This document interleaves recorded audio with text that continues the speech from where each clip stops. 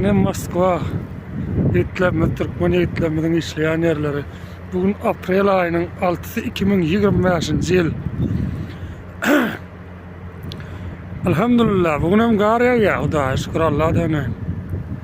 Ne Rusiyan kuvat şunyalı etlemeden hormatına.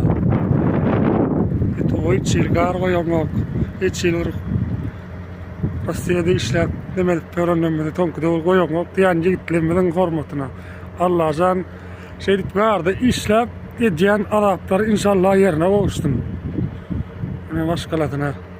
Olam dedin kıranı. Yani det bratok 70 yaşlıydın yaşlıyın kıran zol.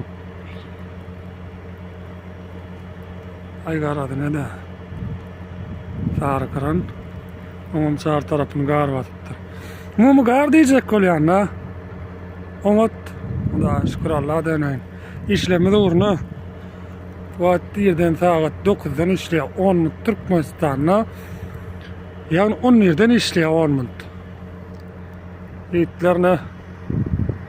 Emme sağ olun ömrünüzü dokkorsun Allah'a can mehrivan maşkalarına da sağlıkta koğuşup işlemek neticesini Allah'a can. Yani toy garlı günlerde işleyen yerlemez taylı. Apışı yani niye dedim logistika Moskva logistika değil.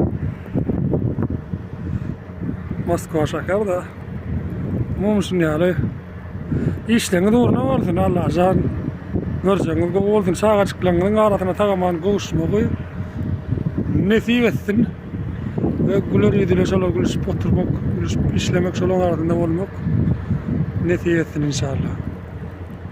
İki dünyana davat oldun mudama güler yediniz olmadı ne Türkmen yiğitlerinin ediyen işleri canlar da olsun şunyalı işler alıp parayalar maşallah göz değmesin.